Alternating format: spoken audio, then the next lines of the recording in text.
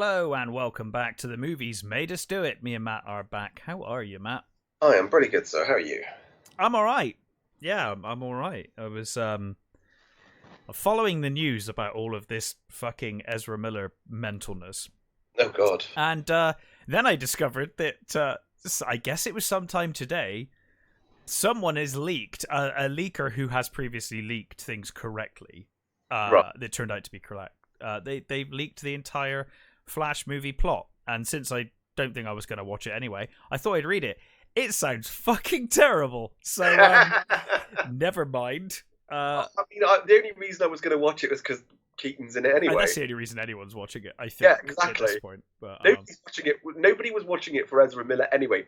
I don't know a single person. I never liked his Flash. Exactly. I was going to say I don't know a single person, or I've heard from a single person who actually likes his Barry Allen. No, because I remember like people. We've heard the back and forth on like some characters like Cyborg. I quite liked. I think he was as Cyborg in the. He was redeemed in the Snyder Cut. Yeah. Yeah. Whereas Miller, I thought was just he's never been a great Flash, to be honest, ever. I mean, it was better. Yeah, definitely. It was definitely better, but I still don't like his portrayal of the Flash anyway. His Barry Allen, I do not like. But anyway, that's not what we're here to talk about today. We'll probably get onto that next week. Yeah, I guess so. Today, we are talking about The Killer. We are. John Woo's The Killer, to be specific, as I learned when I Googled it earlier today. There's like a lot of films called The Killer. I know. And a remake on the way. Yay! Well, the remake's been on its way for, 30 years? Yeah, well, apparently it's going to be done by John Woo, and it's going to be going to Peacock. That's what the last thing we heard. The current rumour. And it's... Well, also, the last casting was weird, was Lupita Nyong'o, which was a bit... Yeah, I'm not quite sure. The one I'm glad never got made was Richard Gere, Denzel Washington. Oh, yeah, that would have been awful. No, Denzel Washington, fine.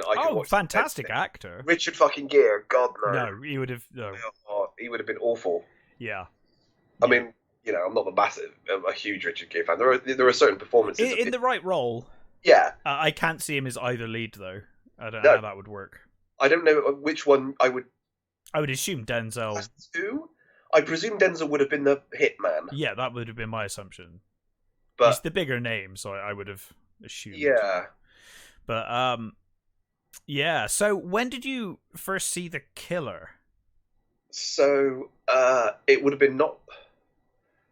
a couple of years after it came out, I imagine. Yeah. Well, not after it came out, but it was a friend of mine was absolutely obsessed with Hong Kong cinema. So sure, we'd get sort of imported copies and VCDs and stuff like that. And I imagine it would have been one of those I watched. I think it was probably a pirate.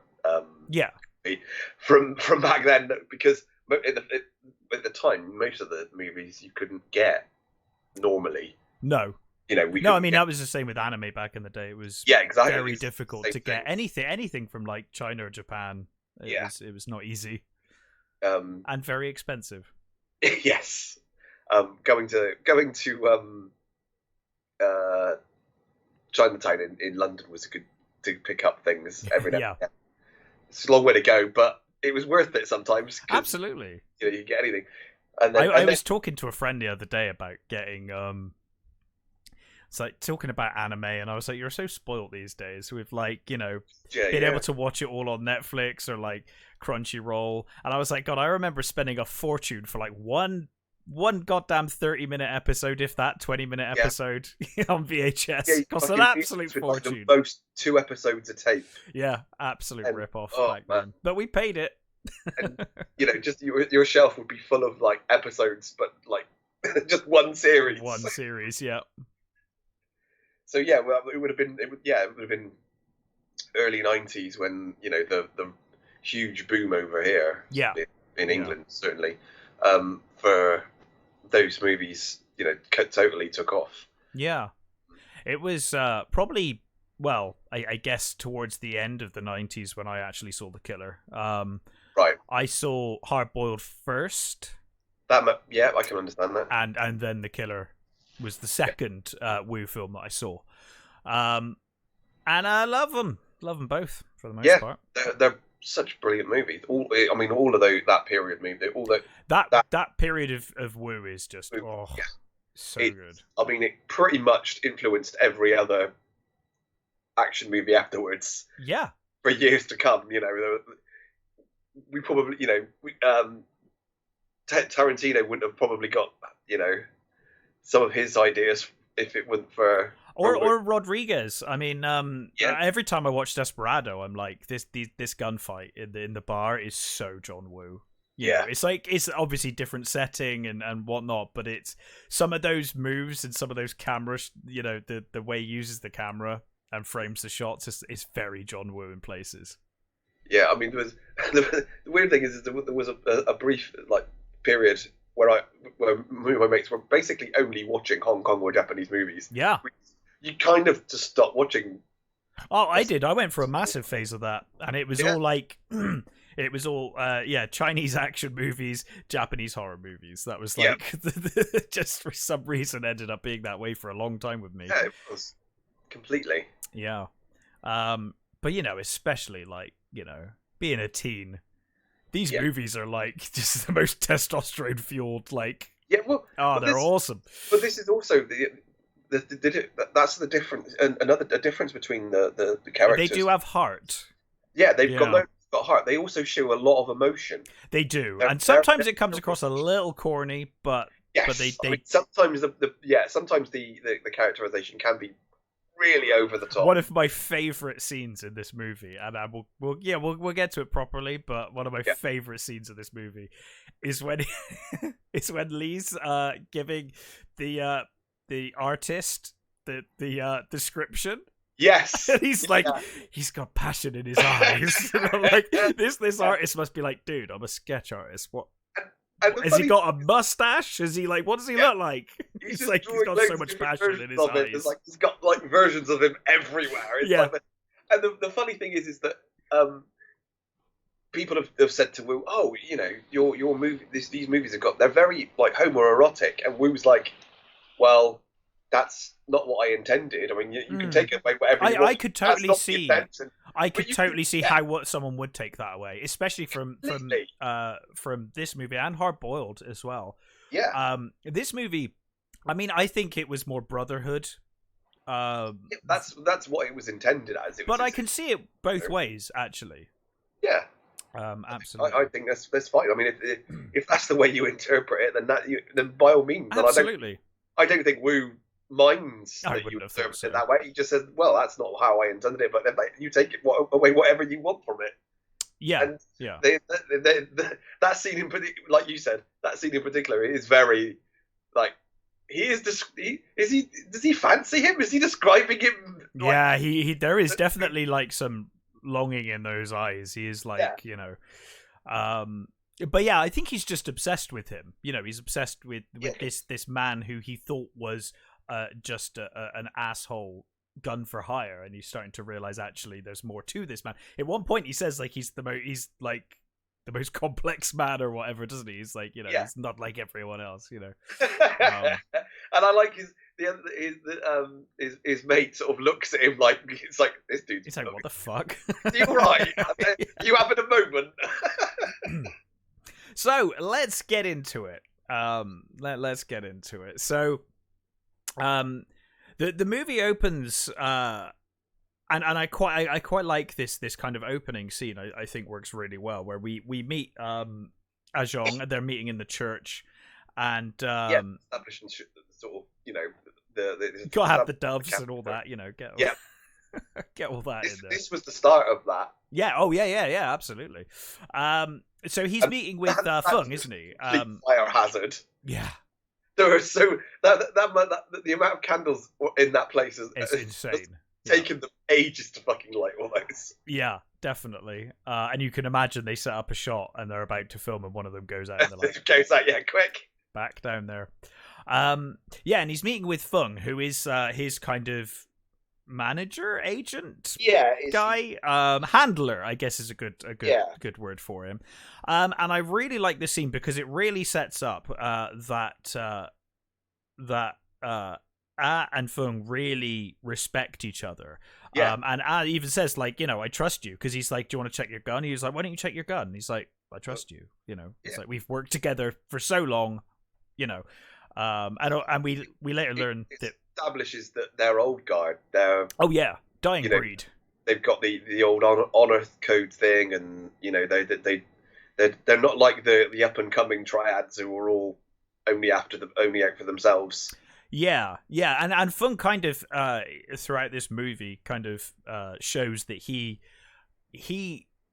as a member of the triad, he kind of sees it as an honor to be a member of the triad, and he's very sort of he's got a code of ethics, kind of, whereas these young kids coming up are just awful. I mean, that's one of the main sort of tropes of all of these movies. It is, yeah. Yakuza. You can even go to mafia movies, same sort of thing. There's always there's in most of these things there's a lot of one or two characters who are always the old guard that try and keep the old ways going, and the new ones are just awful young punks who just will kill anybody and don't give a fuck. Yeah, absolutely. But yeah, so he's given this task. He takes his weapon, and they basically go to this. It's basically his last job, isn't it? He's going to retire. Yeah. He's doing one final job, and it's to take out these gangsters in a nightclub. Yep. So very stylish scene. By the way, I'm not quite sure how we're going to cover this movie, because there are like the ending, for example, is like gunfight. People fight, and then things happen. But yeah, so we just have to say how it's shot. Obviously, but it's going to be quite short, I think, because there's only so many times I can say, oh yeah, that was shot really well, that gunfight. It goes on for 20 minutes. But yeah, so he enters the nightclub, and there's a singer there, Jenny, who is like Chinese Karen Carpenter. Yeah. We should say that obviously Chow Fat Zhong, yes, and Sally Yi is Jenny, and Keng Chu would be Feng Shi, and obviously later on we've got Danny Lee and Danny stuff. Lee, the great Danny Lee. Yeah. So he kind of knocks on the door of where these gangsters are all. They've got like their private little area, little area at the back, and he politely knocks on the door and then shoots the fuck out of everyone. I love. He shoots the guy, then he jumps in the door backwards, shooting both of the guys that are like guarding from the inside of the door. Yeah, and I mean this is a prime example of the old gun fu, isn't it? Oh, absolutely. It's the reason why we have a lot of two-gun stuff later. I mean, the Matrix is like 100%. Now it's almost cliche and parody, but it's... Yeah, I mean, when I first saw this stuff, this blew my mind. I mean, well, not so much with this movie, because I saw Hard Boiled first, but when I first saw Hard Boiled, I was like, my mind was blown. I was like, gunfights will never be the same again. This is, No, I mean, they were so different to everything that was coming from America at the time. Absolutely. And you can see it quickly. The Americans quickly caught on and started using a terrible job. Tropes. Did a terrible job. I mean, to be fair, even Wu himself didn't do a very good job when he went to the American. Well, it just shows that some of these things do not translate well. Really and that style, I don't think, has translated well over here at all. No. It works very well when they make it, but over here, something about that American style just doesn't mesh. Yeah. But yeah, so of course this big gunfight ensues on both sides, and there's big panic in the nightclub. People are running around, and Jenny, the singer, sort of. You get one of my favorite little scenes is when he's. You've got guys coming in from different fucking doors and windows and all sorts, and he's shooting them out, and he runs out of bullets. And I love that scene. The guy's on the floor, the table, with a shotgun, and there's a card table on the side with a pearl-handled revolver on it, and he kicks the tabletop, which flips it towards him and catches the revolver in one hand and shoots this dude. That is an awesome shot. It's great. There's a lot of shots like that where you're like, there's so, and I think that's the cool thing about the way he shoots, because he never did storyboards he'd do it all on the day, partially because he thought that people would steal his ideas and he didn't want anybody stealing his ideas. But two, he said that he wanted it like being a painter. He said you just do it while you do the flow while you're going. Well, worked for him. So yeah, well, he was also he loved dance movies, so that's how he choreographed these things almost like their dance scenes, which you can totally see is the way that he does it. You get these amazing sort of things where all the death shots, all the blood splattered stuff is all slow motion, but the main dude shooting, he's just carrying on. Yeah, absolutely amazing the way he would shoot. It's incredible action. But yeah, in this kind of big gunfight and panic, Jenny kind of stumbles in and grabs her and tries to protect her. Well, she's like running into the bad guys. It's like, what are you doing? And he manages to grab her before she goes around the corner and gets her head blown off. Yeah, he saves her life because he tackles her to the floor, doesn't he? He takes her down to the floor. He's like, stay down. Takes out a few guys. But then one of them catches him by surprise, and he kind of obviously reacts and fires, but fires extremely close to Jenny's face. And it blinds her. He, this is where we see obviously that he does, he is a killer, but he has a heart of gold. Killer with a heart of gold. At one point, he does say that he has a code. Only so that he could kill bad people, but that's just not the way it happens. Yeah, absolutely. And that's the thing. He's kind of fallen into this life.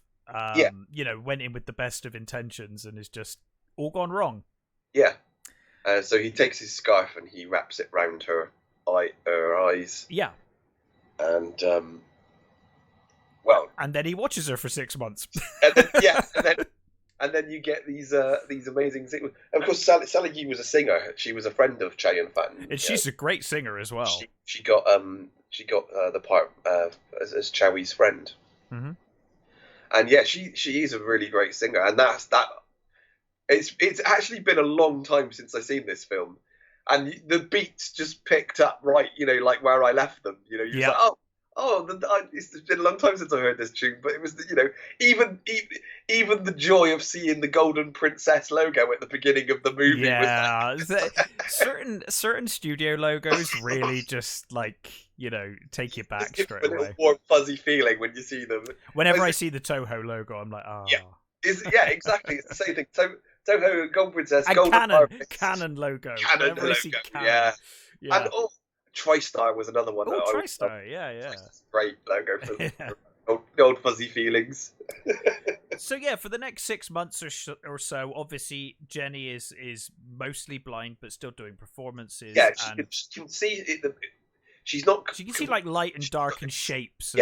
Just about make out shadows, shapes. But is watching over her, and he attends like pretty much all of her performances. And we did forget that amazing. There's an amazing. I love that when she's in the hospital and they're taking off the bandages so that she can't see, and the copper says to her, did you get a good look at him?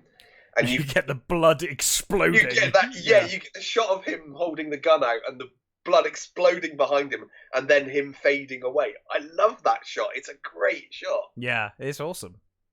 Yeah, you're right. Sorry, that did come beforehand, and we learn that she's like, "Am I going to go blind?" And they're like, "Well, there is hope. It's not, you're not necessarily going to go blind. There is a good chance." But then one night she's walking home and she gets mugged, and I think it's like a mugging / attempted rape. Oh, definitely. I mean, they pick her up and throw her in the garbage, and they're definitely about to. And fortunately for her, unfortunately for them, there's like a higher seasoned assassin who's watching over her, and he quite rightly kicks the living shit out of them. Yeah, he even picks up the rubbish bin and just throws this rubbish can on him. It's like brilliant. And he said he goes over to her and she's terrified.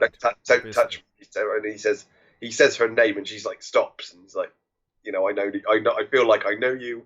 I've been listening to you for years. It's like that does come across as very fucking creepy. I was gonna say it does come across extremely creepy. It really does. But she's calmed by him, and she takes him home. Yeah, she takes him home, and you can see that she's been living a very frightened life. I mean, they get inside, and obviously without her sight, or without most of her sight, she hears a noise and she's immediately terrified. And Ad goes to check it out, and it's just a cat. It's just a cat. Yeah, which that's some symbolism there. The absolutely. Old, cat through the window. That's bad luck. That is. Yeah. Oh yeah, no one does well out of this film. This is not a happy movie. So yeah, but they basically form. She's got all the lights on. Yes, and he goes to turn them off, doesn't he? He turns them off, and she's like, "Oh, please turn them back on," because she can only really see when the lights are on. She can see shapes and things. And she's got all of the photos of her face. Yeah, all of her photos. I always find it odd when people have lots of photos of themselves all over the place anyway. It's a little egotistical. I guess it's just personal taste, but there you go. It is a bit odd, I must admit. Each their own, though. Yeah. So they start to grow close. And she's got on her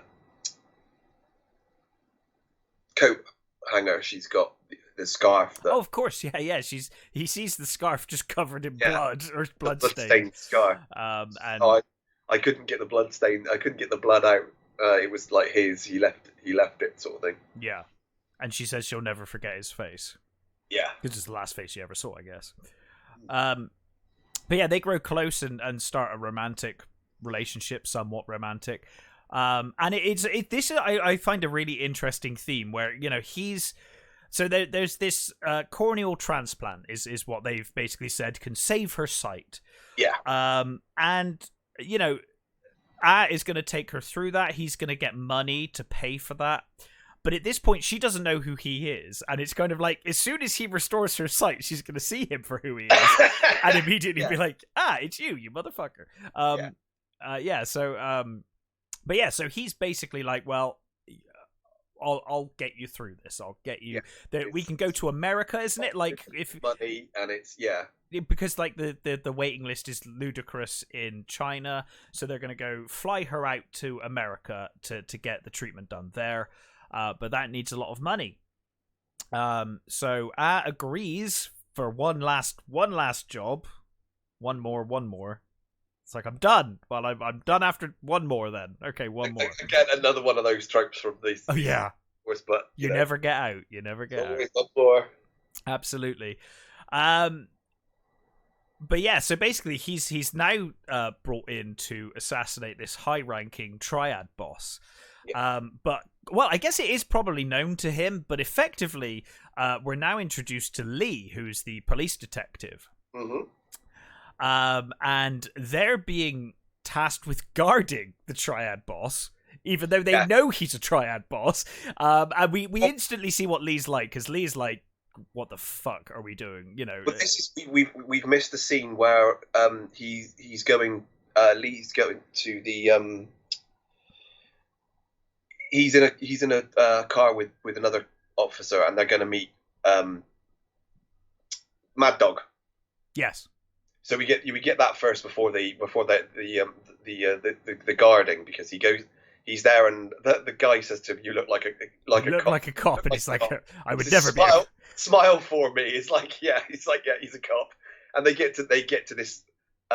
It's what's going to be it's a gun. It's a gun sale. Yeah. Gun sale. Yeah. And they get there, and Mad Dog at the back of a car. Clearly, is a nutter. Yeah. It's not just it's not a clever name. Like, he is mad. And while they're doing the sale, one of the guys, this poor police cop, this poor road cop turns. Yeah, well, already one of the criminals has already said, "I'm sure I've seen that guy before." He says to his boss, but it's kind of weird because, like, if I was the boss, I would have turned to him and been like, "But do you recognize him from Yeah. The police are being a gangster, like, which it's a very vague thing to say. No, and Lee has got he's not armed, but he does have a round of bullets on him up his sleeve. Yes. When he checks the merchandise, he kind of loads it from. He's lucky that there was one of those guns there. Exactly, he's very lucky that there was a revolver in this this bunch of guns that he's got there. I guess they just have all sorts. Yeah, I mean, they might have specified what weapons they wanted, as well, which would be a reasonable explanation. But yeah, so they're very untrusting of each other, but the money's there, the guns are there. Yeah, they've kind of, at least for now, they're going to go along with it.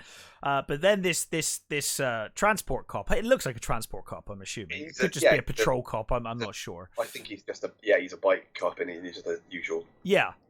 He pulls up and he's like, what is going on? And they're like, oh, we're just having a chat. Just having a conversation. In the middle of the road with two cars pulled over. Yeah, in this very shady site. Part of town. And he's like, what's in the boot? I want to see what's in the boot. And he's very brave, this cop. I mean, he really is. He's like one dude. There's like, I don't know, there's I think it's 8 more of them all together or something. Yeah. And Mad Dog just fucking straight up shoots him. Yep. Doesn't even hesitate, just shoots the dude right in the chest. Yeah. And then, the other guy says, oh, he's a cop, I've seen him at the station. And all hell breaks loose. Yeah, it just goes chaos. And Mad Dog does a runner. He does.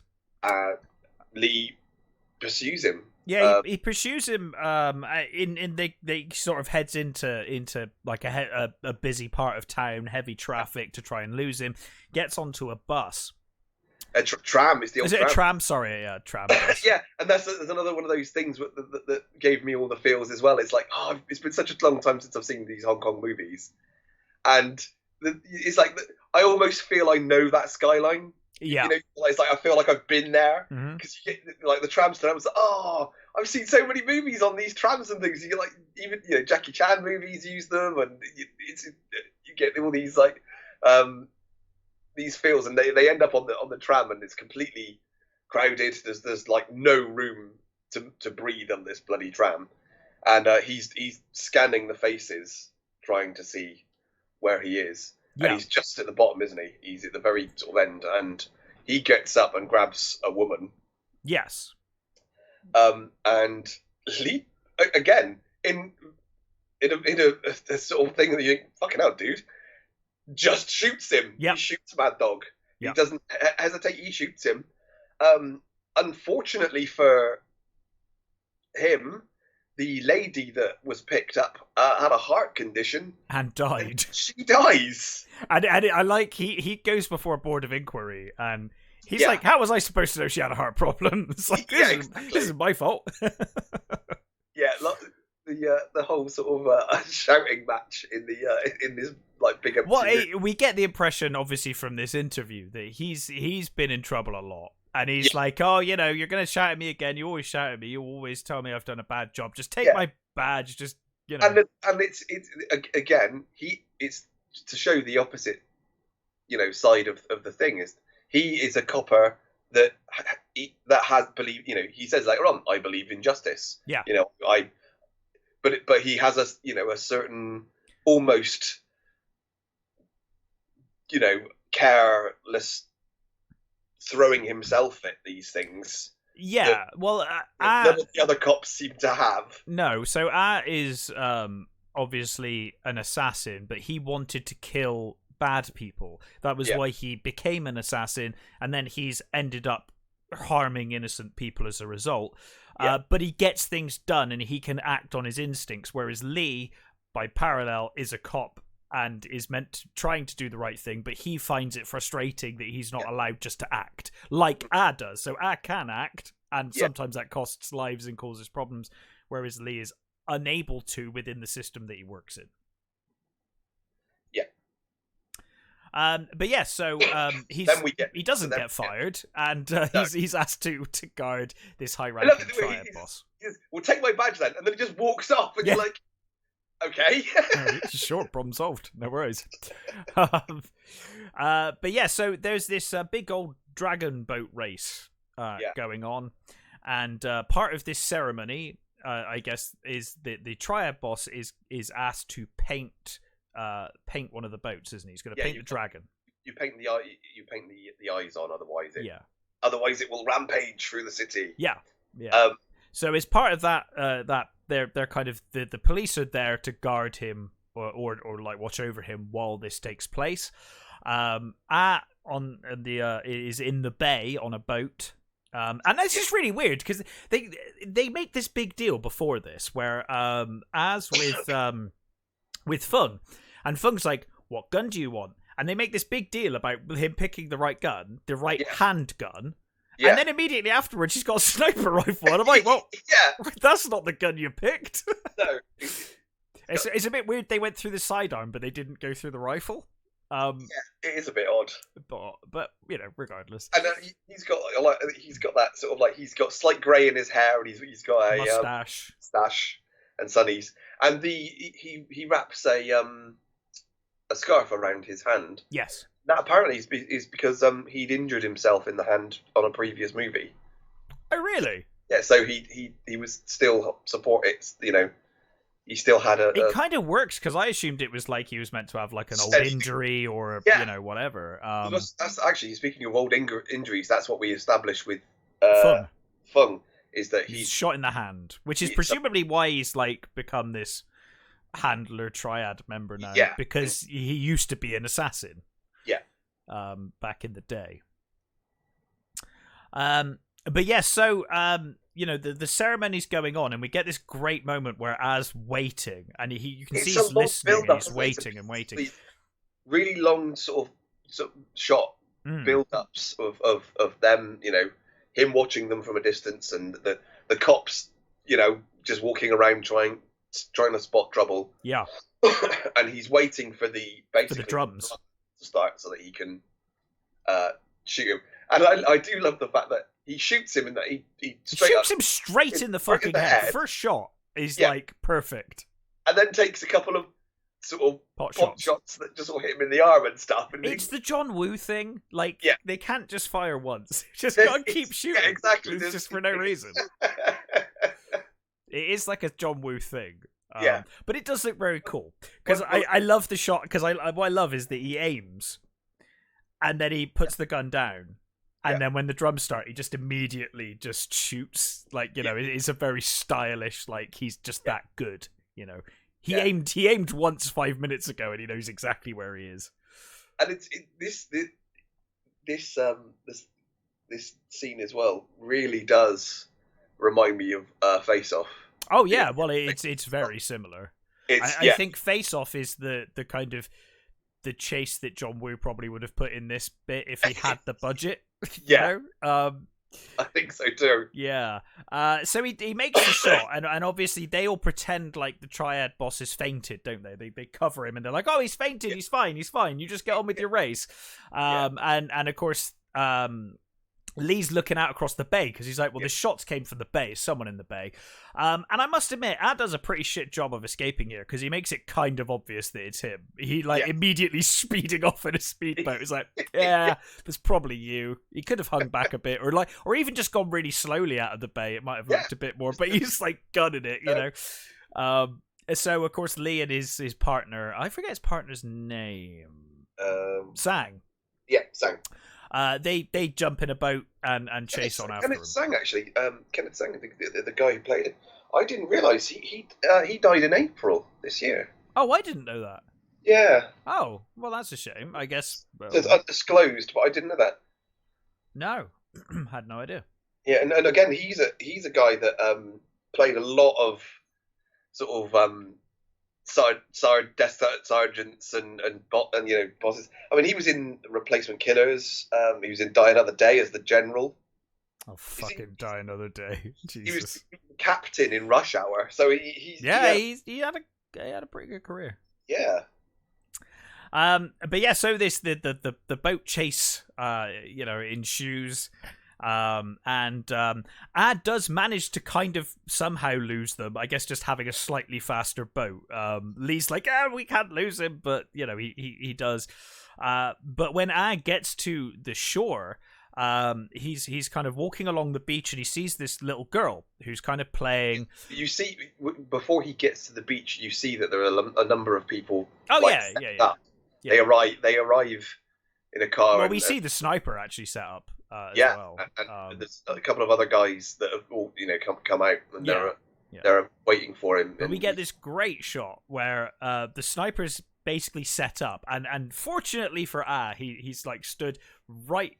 Like there's like a tree in the way, basically, just obscuring the shot. But he sees the look in the girl's eyes because the girl catches the light off of the scope, and she's like looking at it, and she looks confused, and then she looks back at him, and he just freezes because he obviously realizes that if he had a shot, he would have taken it by now.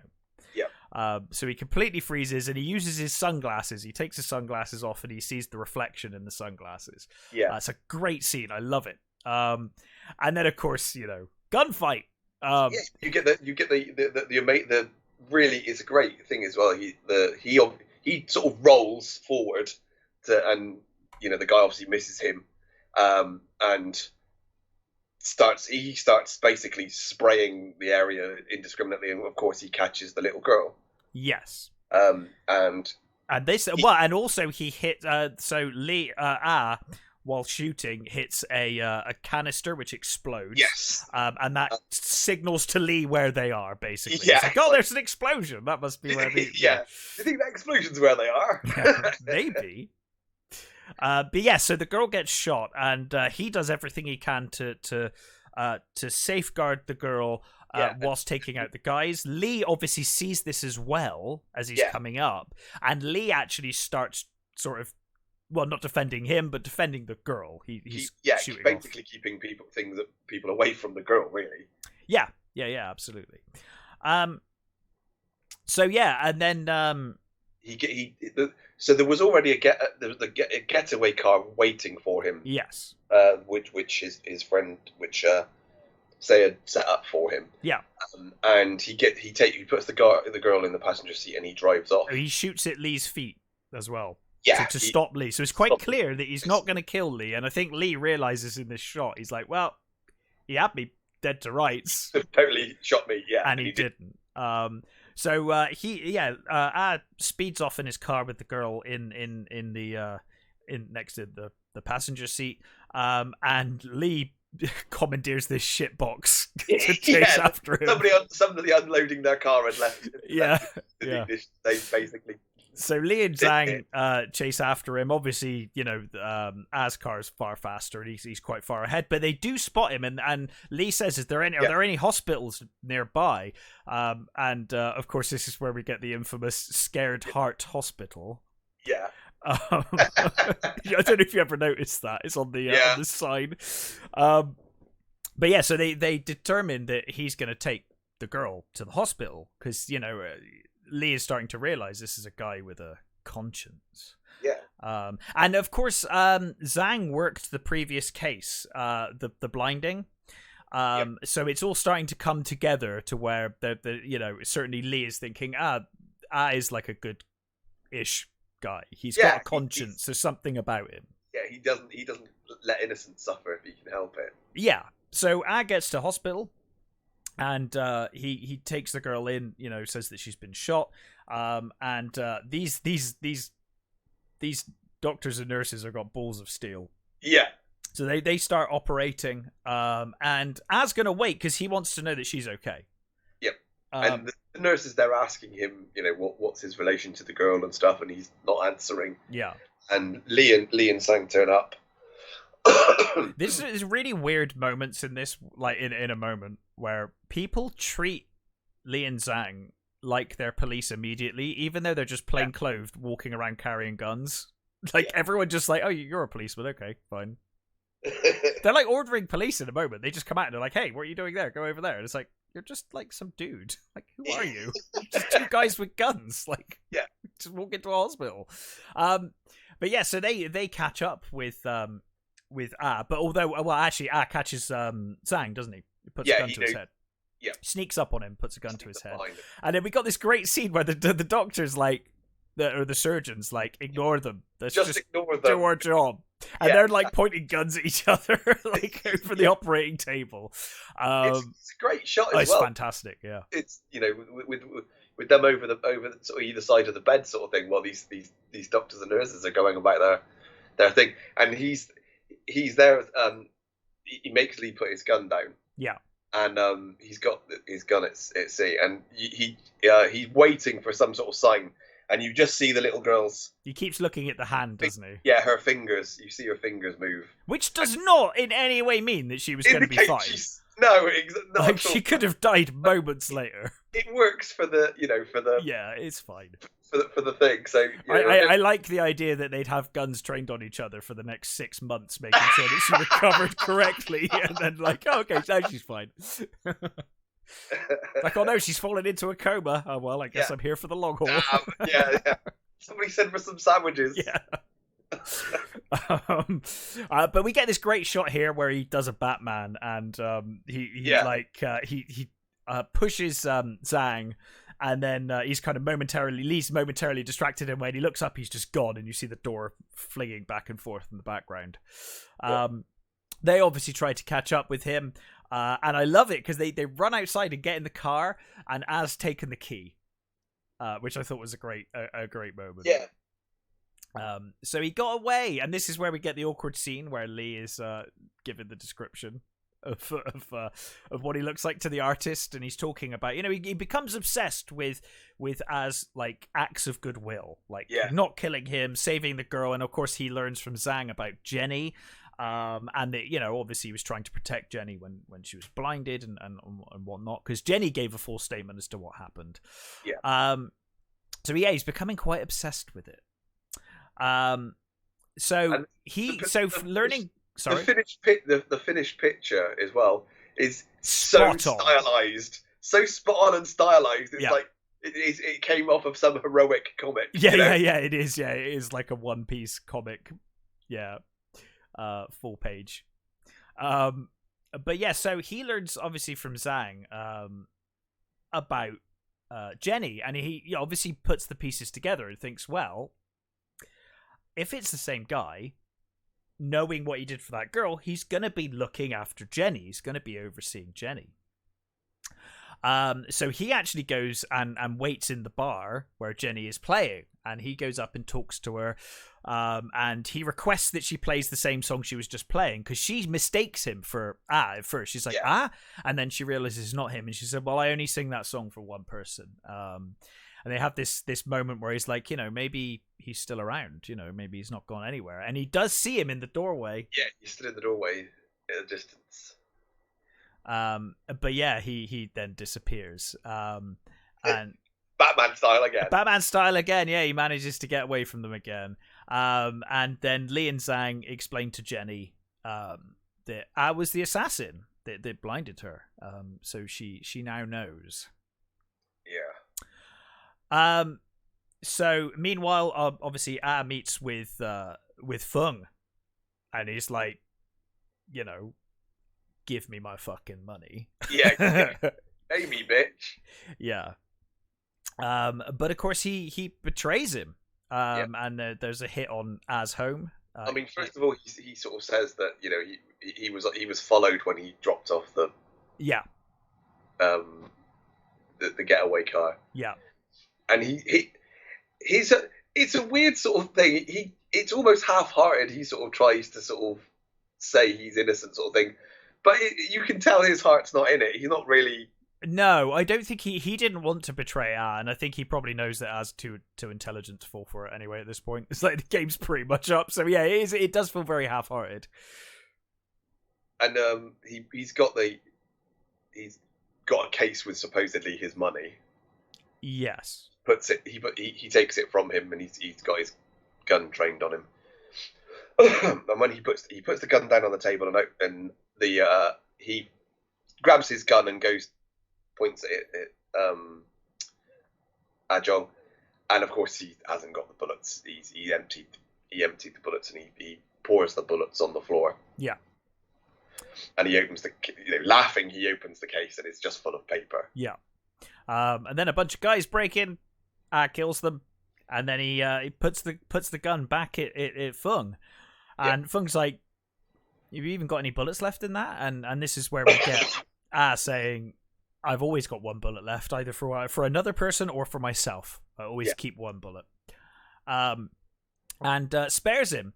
And as he's walking out, Fung's like, "Was there actually a bullet in there? Did you really have one bullet left?" And he turns around and empties the chamber, showing there was. He pulls back the slide, and the bullet comes flying out in an amazingly stylized way. Of course, flying out of the ejector. And he says, "I never want to see you again." Yeah, right, we're done. But yeah, so then I'm not sure the sequence of events. I think this might be the car park next. Yeah, we get scenes with the new boss saying he wants him killed and he wants him wiped out. Yeah. And of course he hires another assassin to take him down. And you get that really cool shot of the dude with the sunglasses coming down this corridor. It's like, wow, that dude. They really wanted to big that dude up, didn't they? They did. He is one hell of a shot in this entire movie, though. He is he is good. And his mate says to him, we should have just paid him. We should, I can still talk to him. Why don't we just pay him off? And it's like, no, he needs to die. Fuck this shit. And he says to him, the only reason I haven't beaten you up is because you're an elder. And there's like a little bit of respect for you left, and that's it. Yeah. Just a bit. Mm-hmm. And then he, goes off. Yeah. And you get the, I think we're at the car park, isn't it? The drive-by bit in the car park, isn't it? He's there sort of trying to plead his case while they're going across the garage parking garage, and you see Fung hears the car and he immediately knows. Ajong is in like a jeep, isn't he? Yeah. And he's watching from a distance and he hears what he's saying. Mm-hmm. The conversation. Yeah, he realizes that he is still trying to be on his side and trying to help him. Yeah. And then he basically drives around, and he actually does a pretty bad job of trying to kill him. Yeah, for someone who's been so accurate this entire film, at this point it's like, wow, you really fucked that up.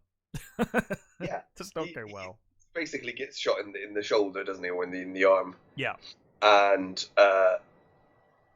he gets sort of. I presumed his friend drives round and shoots at him, but not. He shoots around, and I because there's a massive group of people coming behind him. I presumed he's doing that to warn him to get away. Yeah. So he drives off with him pursuing him, sort of thing, and all these guys are, "Oh no, big brother, you've been shot! And quick, take him back. And he's like, kill him, fucking kill him! Screaming at the dog, go and kill him! So they, you get the winding streets of Hong Kong, as it goes up to the an overlook, and he catches up with him, and they have this conversation about him treating him like a dog, and him saying about I didn't want I tried to do my best, sort of thing, and they're saying that we're not really suited for this world anymore, and all that sort of stuff. Yeah. Oh no, where does it go from there? I think we get the police persuading Jenny to set up Ajong at the airport next, I believe. Yeah, and I think he takes him because this is where they come up with this plan. Yeah, because they've obviously cottoned on to the fact that the police are probably going to try something here. Yeah. So him and Fung come up with this plan to get around this. He takes him to that house, doesn't he? On the shore, sort of thing, and it's a really nice house. It is lovely. and they're sort of like, again, they're like very pally. They're drinking beer and sort of thing, and well, they've fallen back into their old friendship again. Yeah, and, you know, Jenny, he did hear him go to bat for him, so yes. you know, it kind of makes sense. He's like, okay, you know. So Jenny basically phones him. Yeah. Says that they need to. She's got a spot. They need to go now. And you know, it's obviously a fucking setup. He knows. Yeah. Everyone knows straight it's away. A setup. Yeah. It's a setup. Yeah. And he's got to meet her at the airport. Yeah. So they're at the airport, and she's on, you know, near this pillar in the middle of the airport, and there obviously cops are everywhere. Yeah. And I love you get this shot of a boatload of Japanese businessmen. Yeah. All filing in their salaryman suits, and they're talking in Japanese to a guy who they're saying is the head, and of course you don't get a clear shot of him, but you can fucking tell it's Chow Yun-fat, yeah. Yeah, exactly. you can tell it's Chow Yun-fat, and of course Lee can't see it properly, and he's, you know, sitting around, and he gets closer, and then somebody goes over to Jenny, and of course that, you know, the police try to grab him. Yeah. And he does a runner, and they all chase this guy. He gives a proper kick to one of them as well, which I thought does. Yeah. It's a real kick to them. And of course they capture him, and of course it's fun. Yeah, it's fun to say, and Chowie is the Japanese businessman, grabs Jenny, and they escape. Oh, sorry, we forgot to say though, she does actually have a change of heart, and she starts screaming for Ad to not go near her because it's a setup. Yeah, she starts saying that the police are everywhere, run, you know. Yeah. Don't come, that they're here, and he grabs them, and they escape through the carousel. Yeah. And they're like taking all these cases off of passing trolleys and stuff. It's like they must be here somewhere, sort of thing, and they're all looking around. And of course they lose him. Yeah, they were on the luggage conveyor, weren't they? Yeah, they carousel. They escaped through that.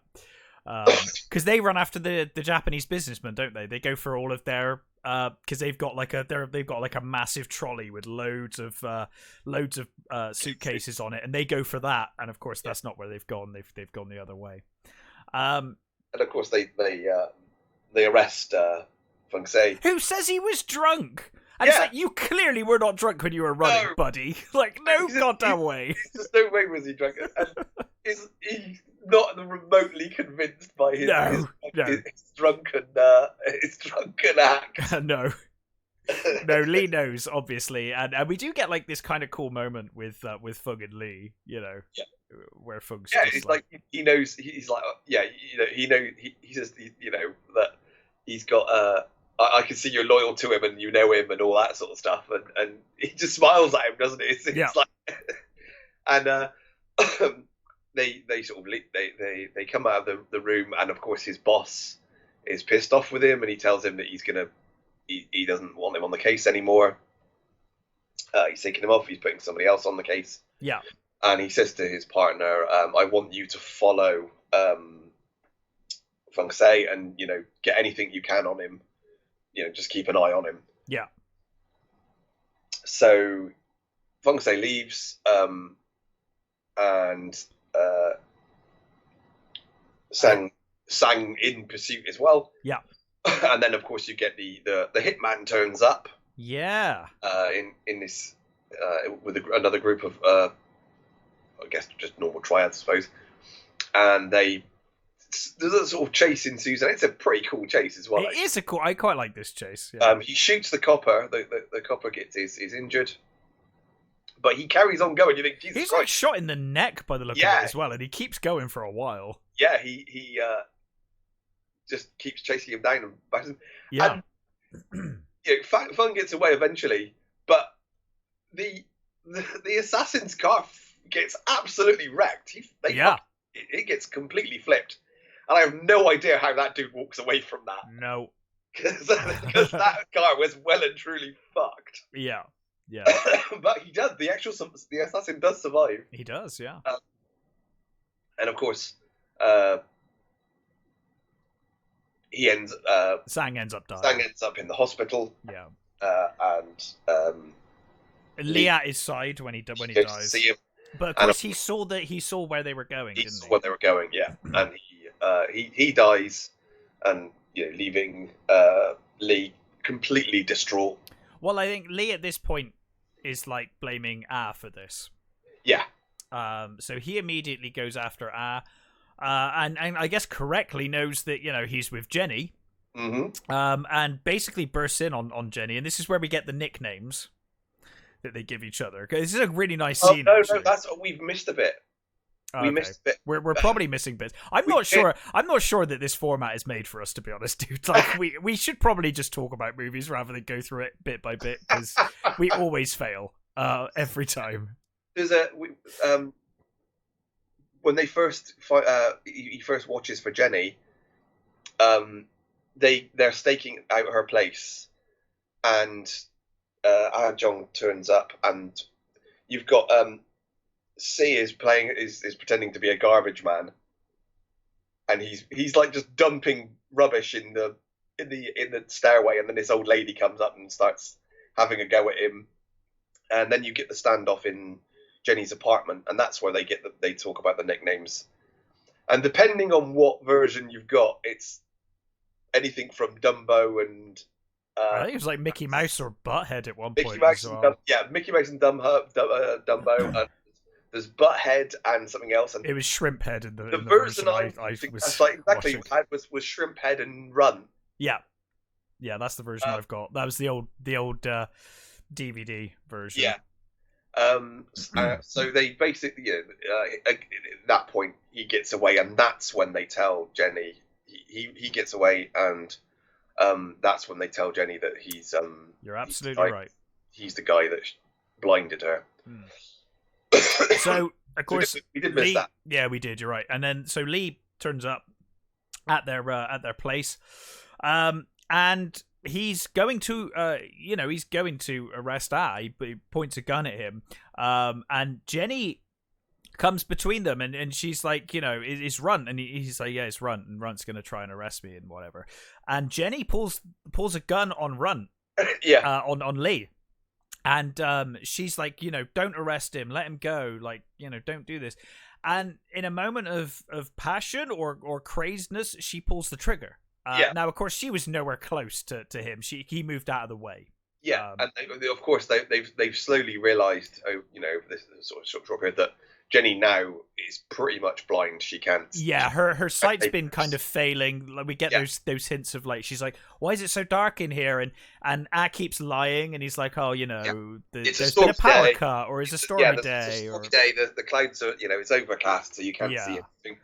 But I think this is some great. This is a great moment of acting by Sally. Yeah, because I love this shot where she thinks she's killed him. Yeah. She suddenly dawns, and she's like, "I didn't mean it. I didn't mean to kill him. I didn't mean it." And he's as like he's fine. Like you're blind. You missed. Yeah. Amazingly far. You were so far off. Don't worry about it. Yeah, and then we get another great shot, and I love the framing of this shot where Lee's like, I wouldn't shoot you in the back, and Ah turns to him, but as he turns, he sees one of the triad coming, one of the goons running over the hill. So he goes to shoot. And of course, Lee thinks he's shooting at him, so Lee shoots him in the arm, and I think he drops the gun out of the arm he's been shot in and grabs it with the other arm and shoots the guy through the window. And I love that shot. I think that's such a cool shot. It is brilliant. And then, of course, Lee realizes, and they gunfight. Yeah, a very stylized, cool gunfight. Yeah, these great. They're all in these white suits. Yeah, and of course, Ah Jong's got this white suit on as well, so he's got this. You can see the blood dripping down his arm. It's not white for very long. No, brilliant. And these guys, I love there's got this like carloads of these goons in white bits turn up. It's like unlimited triad. They're just respawning. Like, I don't know where they're all coming from. It is, isn't it? And I love the way that the cars sort of they come hammering right. Like they pretty much single-handedly took out the triad in this movie, didn't they? Like, is there any left? I mean, when you watch a lot of these movies, you do wonder how there is a population of triads left. Yeah, like how many could possibly be left after this? Like, it doesn't pay to be a triad, to be honest. But I love the way these cars come slamming round, and the dudes like roll out of these cars and like roll out and fire as they're going, sort of thing. It's like, that is fucking cool. Yeah, those are really well trained grunts. Oh yeah, for sure. Yeah.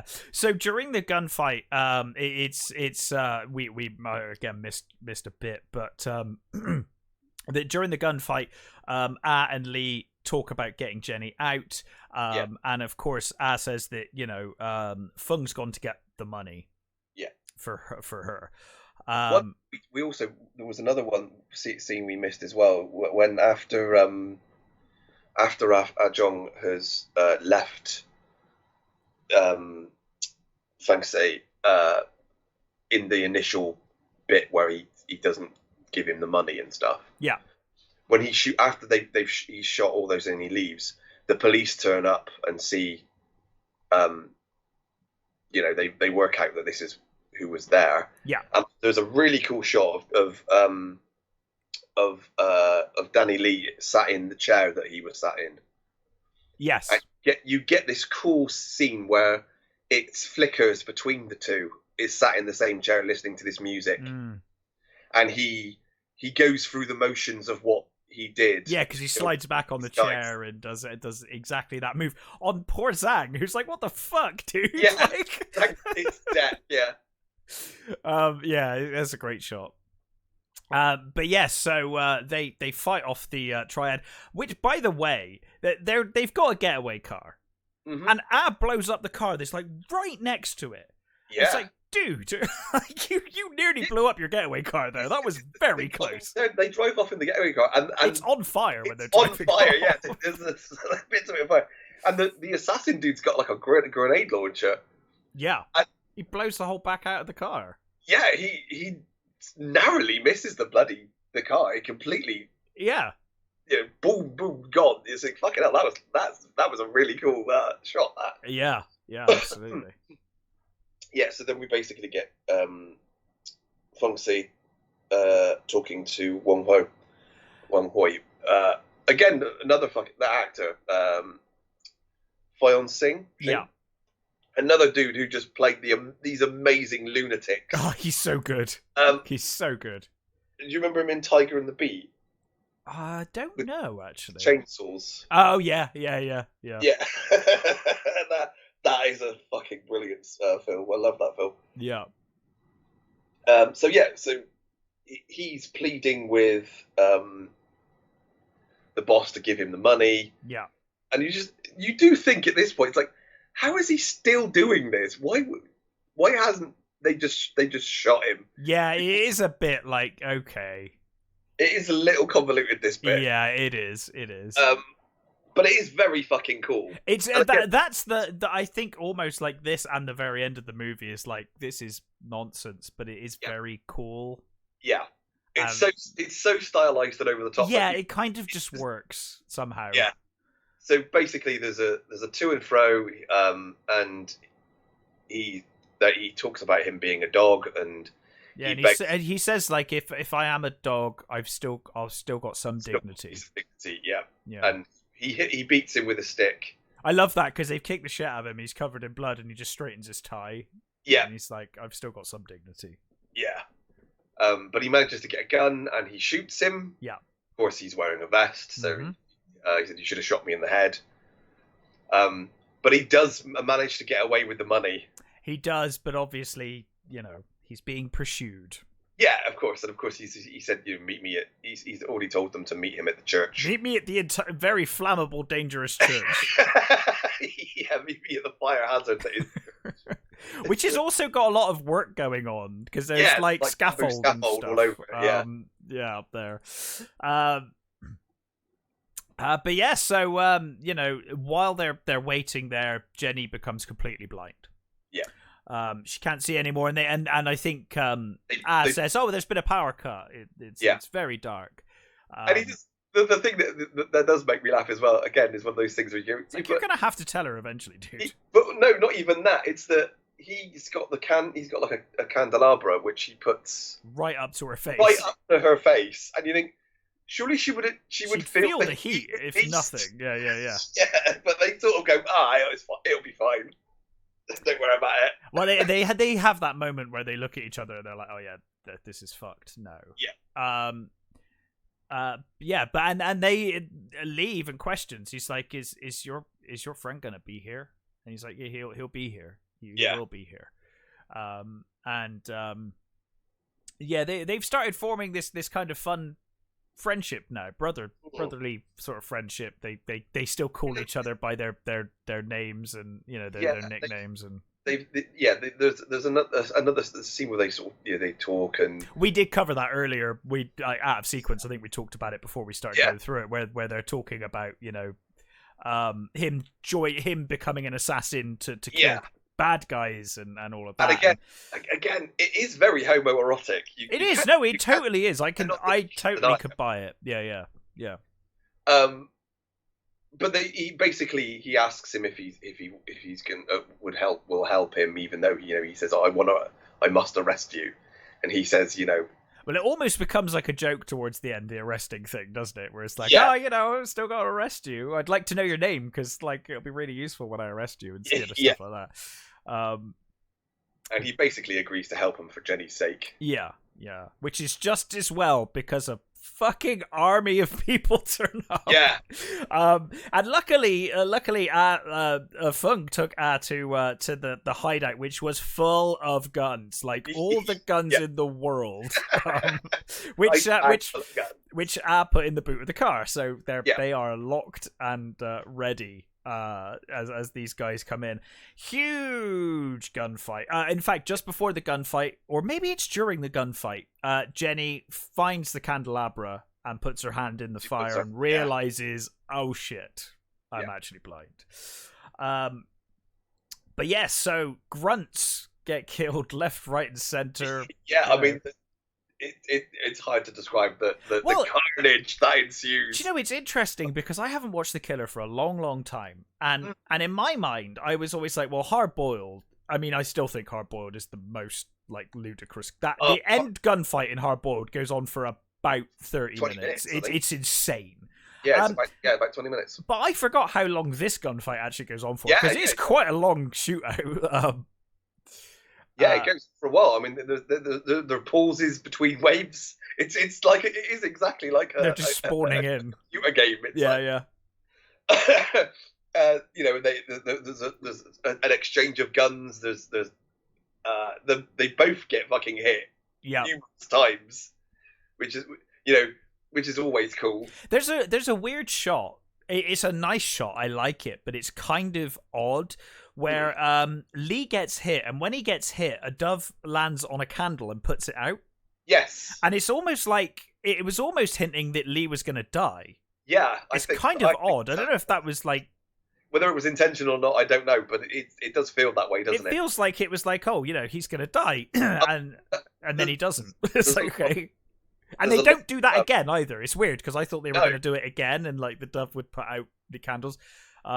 There's an awful lot of religious dreams, because we're about to get to the bit where Mary gets fucked up. Exactly. With a shotgun. I was going to say Wu is a Christian, and you do get there are scenes when they walk towards the just before the shootout when they're walking towards the screen sort of thing. That's an awesome shot when they're both walking.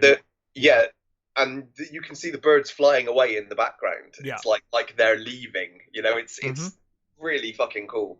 It's and like you said, you get that amazing fucking shot of the poor Virgin Mary statue getting utterly obliterated. Well, and they both, Lee and both look horrified at that moment. Yeah. They both are like, given how many people they've killed, this is the thing that horrifies them. They both look like, oh my god, you just, God damn it, you just killed Mary. You just blew up Mary.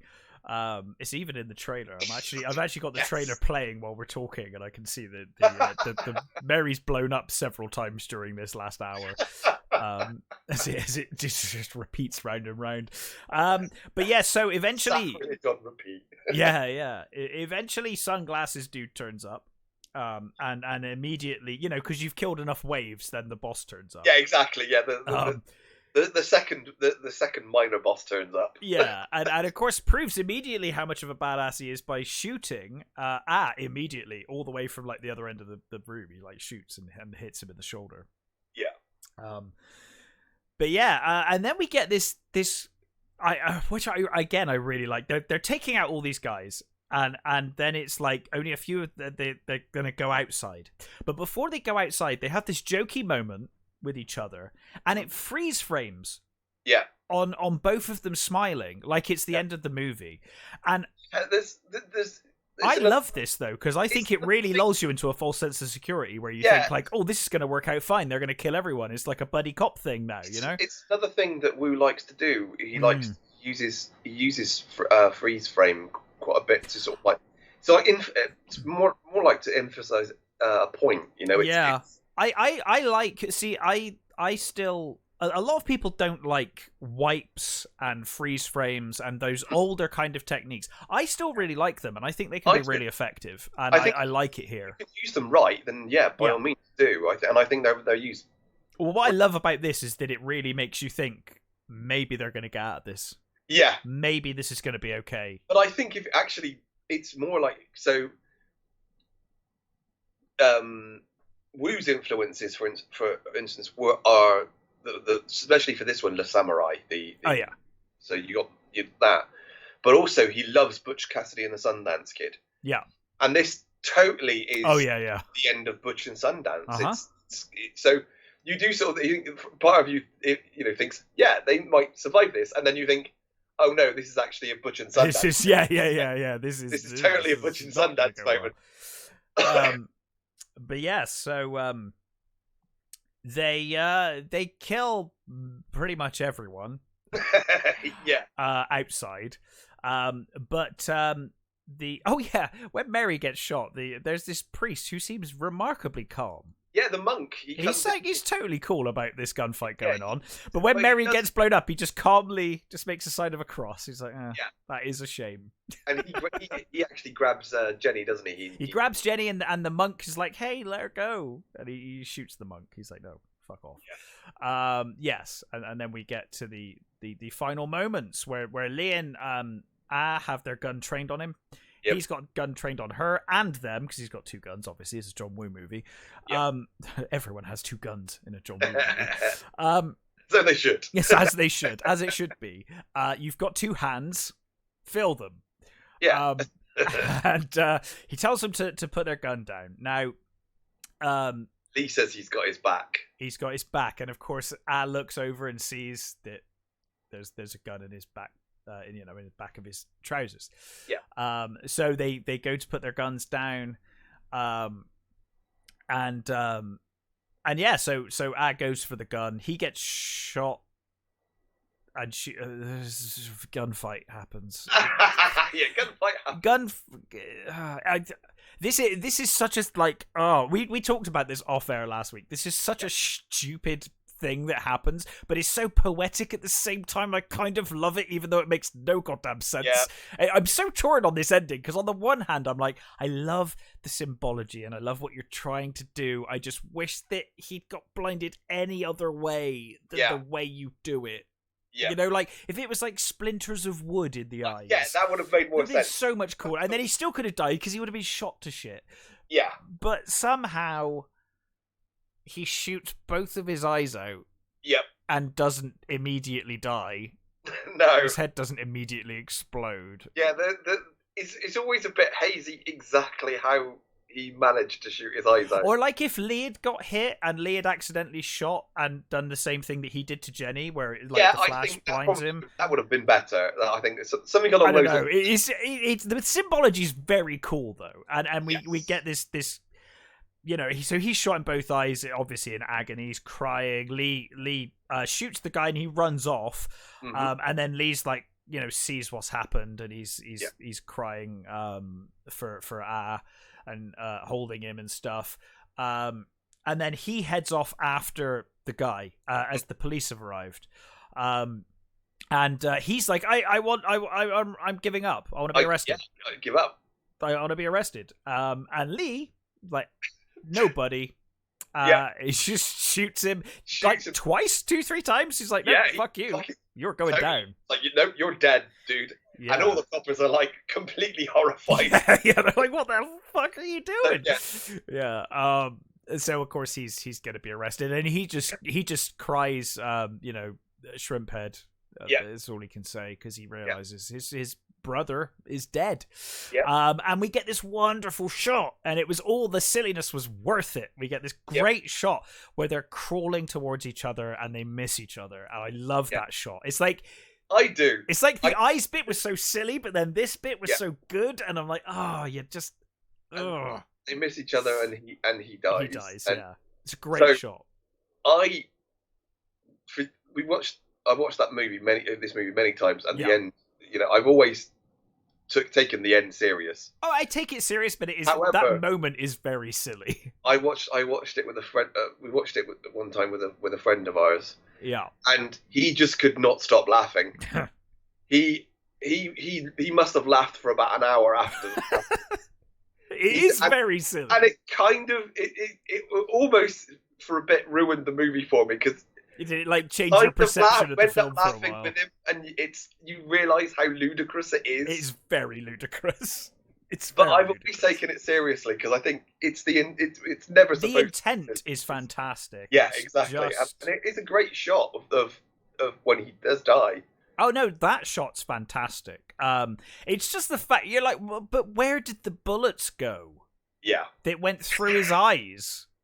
Like, what happened to them? They must have gone out the back of his head, or they're still embedded in his brain. I don't. It's like, what? His head, I suppose. Yeah, it's like, what's going on? It is a little weird. but the symbology and what it's trying to say is fantastic. Yeah, and I don't know, maybe some freak weird thing happened. I don't know. Yeah. But it's wonderful. That last shot of them both missing each other. Yeah. Amazing. And then you get the very end is sort of a back thing of him playing the harmonica. Yeah. To the tune that Jenny sings. Yes. Yeah. It's a wonderful ending. That whole bit. I like it. It's just that silly thing, and it's like I can't help but my brain keeps engaging at that moment, and I'm like, stop, brain. Just take it for what it is. It's great symmetry and symbology. Just let it go. But I can't. My brain's like, no, this is dumb. Yeah. But yeah, so it ends on the harmonica, which was the instrument of choice for the killer. Now, if it's hard boiled, it's the saxophone. Yeah. But here it's the harmonica. Yeah, and there was a number of things with this.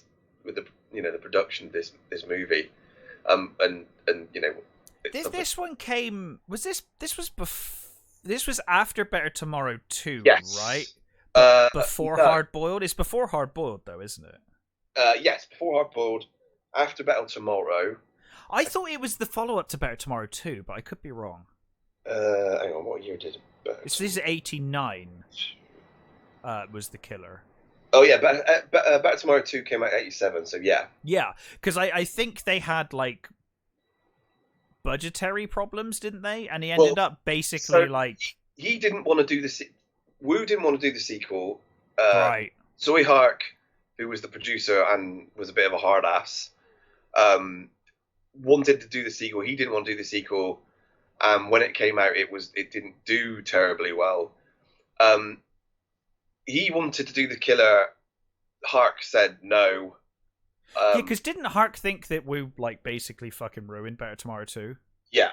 Which I'm like dumbfounded by, because I love Better Tomorrow 2. I think it's a fantastic film. It's better than 1, but I think isn't that most people think that. I thought that was the general consensus, but maybe it's not. Yeah, I think not completely, but I love it. It's I probably would say Better Tomorrow is a better movie, really.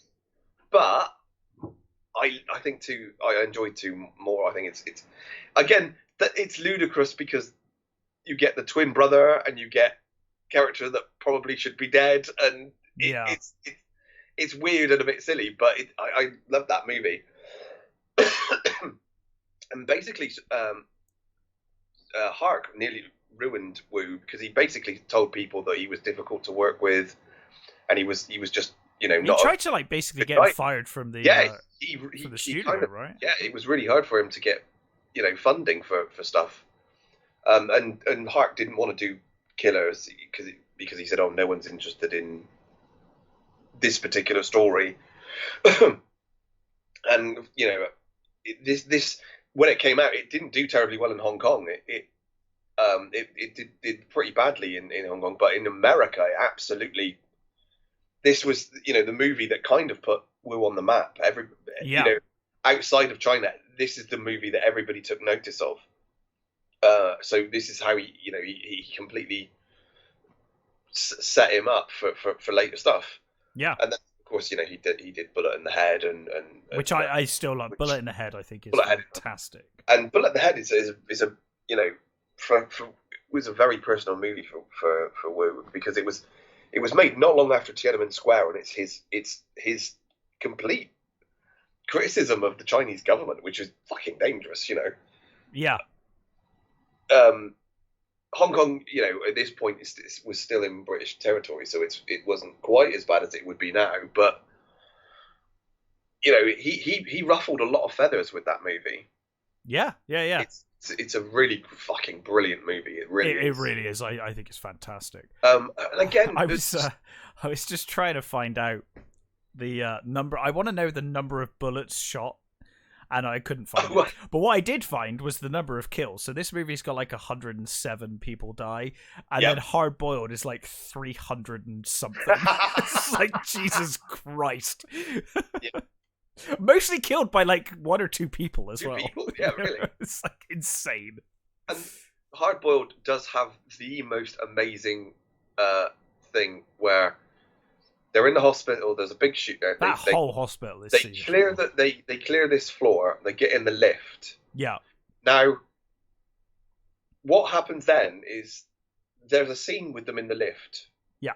And the door's closed. They're in the lift. They're talking. While they're talking, obviously it's not a real lift. No.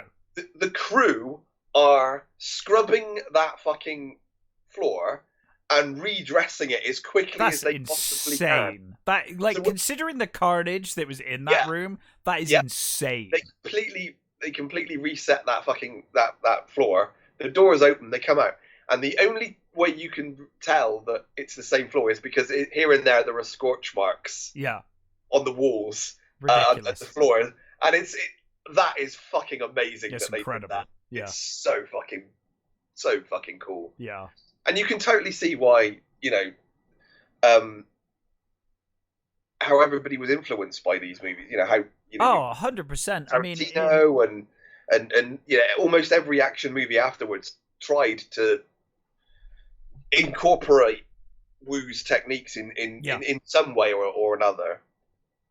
And it is kind of sad that, when Wu went over to America, the system there just wasn't. It just didn't. It wasn't for him. It's not. No. It's not for an auteur. It's for action stars that and get them out, move them along, and they don't want to see some guy's interpretation of what an action movie should be. No. They follow the system. Their own ideas. Yeah. I just want to. I mean, I think he fared better than some that have tried to transition. But well, I mean, I joke about Face Off being the greatest movie of all time. It obviously isn't. But it is a very funny movie, and like I don't know, like his films over here, they're not great, but they are entertaining. No, I mean, Hard Target's okay. I like Hard Target. Hard Target's fun. Broken Arrow has its moments. God, good lord. I don't think I've seen Broken Arrow since I first saw it, actually. I might have to rewatch that soon. It's been a while. But, Face Off, I love Face Off. So do I. It's so that is like the dumbest film ever made. Yeah. But it's so good. And again, they're doing a bloody so good as well, which is ridiculous. Yeah. Mission Impossible 2 again was so fucked over. He had very little control of that bloody movie. And Mission Impossible 2 is such a fucking... It's ludicrous. It's completely chopped up. There's stuff in that movie that just don't make sense. No. You can see the interference like all the way fucking through it. And then you've got Wind Talkers, which is... I really like Wind Talkers. Yeah, it's certainly got its moments. It's not... You can almost see it as not a Woo movie. It feels like somebody pretending to be Woo. Yeah, the style I don't think quite works for the war movie that it is. It's not quite. It doesn't have the same sort of impact that Bullet in the Head has. No, Bullet in the Head definitely has more impact.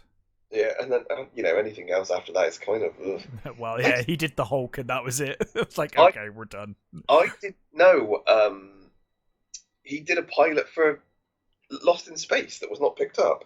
I didn't know that either. Oh, interesting. Have you seen Red Cliff? The Red Cliff movies, two of them. No. They're epic, fucking war Chinese historicals. Mm-hmm. Those are really good. I recommend those. They don't feel like the same sort of movies, but you can tell that it's Woo, but it's really full on. They're really good. They're really long. But they're quite recent, 2008, 2009. Yeah. And did you ever play Stranglehold? Yeah, that was quite fun. I don't know how well it's aged, but I remember quite enjoying it. That's a sequel to Hard Boiled. It's great. Yeah. You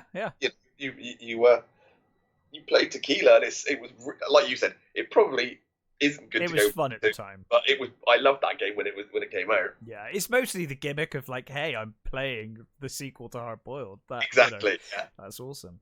But yeah, I think Max Payne came out, and then John Woo was like, "Oh wait, you can do that in a video game now? Okay, yeah, that's exactly what I want." I love that first Max Payne game. Oh yeah, the first. I quite like the second one as well, actually. Yeah, the second one's really good. Well, they all have their bits and pieces. I did not like the third one, but that's is that the one with Cuba? Mm-hmm. The thing I really hate completely like missed the point of the character. Ooh. And like I thought it was there was some nice stuff in that game, but they keep doing these like shaky cam things, and it's like, what is going on here? And the weird sort of wording and stuff is like, oh no, that was I liked certain stuff in the game, but it was it was not a great game, to be honest. But yeah, I mean, there was stuff like they had in this movie. I didn't know that Paycheck was John Woo. Yeah. Huh. Okay. That's so weird, like John Woo doing like a Philip K. Dick story, like bizarre. Wow, yeah, I didn't know that was him. Paycheck was okay. Yeah, I just didn't know it was him. I'd forgotten it was completely. I'm just looking through the list, and I was quite surprised. But yeah, so anyway. Yeah. There was lots of other things like they had to smuggle the guns in because the gun laws. Well, there's things like they did gunfights, and of course the population were like, fucking hell, real gunfights. Yeah. So of course the police turned up, and there was lots of discussions with it. They luckily in most cases. I mean, with the amount of gunfire they must have heard. So the amount of gunfire they must have heard. They're lucky they didn't bring the military in. It's like it's not just a gunfight. There's gunfights, and then there's this. This is insane, Yeah, well, I mean, I think in most cases that they were lucky that the cops were Woo fans, so they let them continue. Yeah. But they had to be careful. Yeah. And yeah, it's a fantastic movie, and it's probably peak Woo. It's not my favorite Woo movie, but it is peak Woo. It's the thing that's put on the map, and it's got all of the key ingredients of a Woo movie. Yeah, like I think this might be the first movie where you've got all of it there in everything completely, and it's again, I fucking love Chow Yun-fat. Oh, me too. Chow Yun-fat's fantastic. He was one of the best leading men ever. He was. I agree completely. I'm saying he was. I mean, he's still around, but for that period where he was Mr. Action guy, which is really funny because he did he was a heartthrob. He did a lot of TV. Yeah. He was in a lot of like soaps Mm-hmm. and things, which you just sort of think that's mad. And I've seen some of those things. They're really bad, a lot of them. But I'm sure. Yeah. He's been in some really good comedies as well. That you just sort of at the time you just think, really, that dude's in some. But no, it works. He's a very versatile actor, and of course, he goes on to do, Crouching Tiger, which I think is what he's mostly known for in the West. I think or the biggest thing he's done. It probably is, yeah. Would be Crouching Tiger, and yeah, just a great cast, great director, brilliant fucking movie. Yeah, absolutely. I highly, highly recommend it. So yeah. But anyway, that was The Killer. And we'll be back next week with some other movies. Who knows? We'll see. Watch some films in the next week and see what we come up with. But yes, until then, stay safe, take care, and we'll catch you next time. Bye.